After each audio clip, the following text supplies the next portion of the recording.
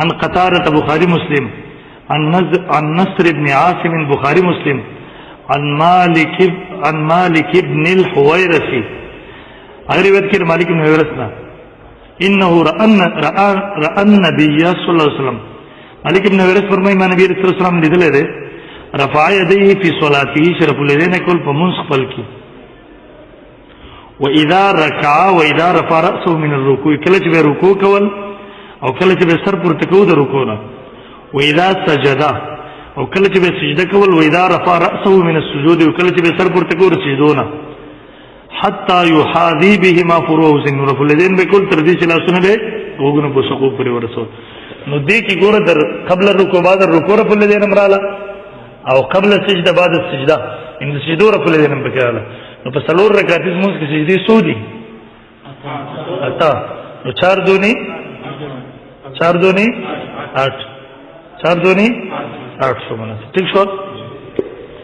ودا اتزه مناسب نه مناسب غلط خو نه شوي کوم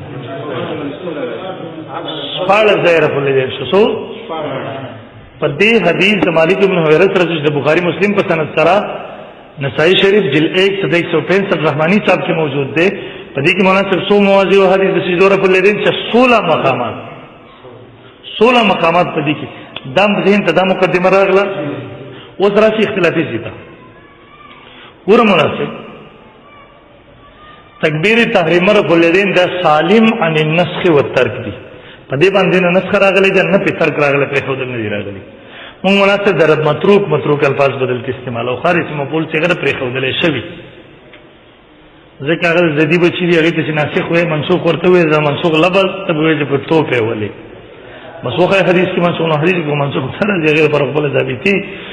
خو متروک لفظ د پر خودلې شوی کوم نه چې منسوخ مفهوم اصلي زدی پر قدم مناسب په دغه څه کویږي نه په اصطلاح ته دی وجه لفظ د متروک مونږ زیات استعمالو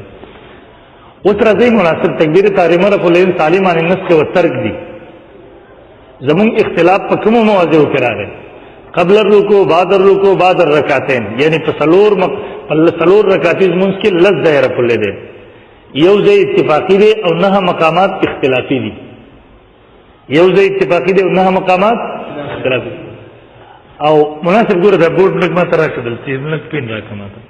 ګوره مناسب درې سيزونه دلته په ذهن کې یاد وساتئ یو ځای اتفاقی دی چې هغه سالم عن النسخ والترک دی دویم مقام چې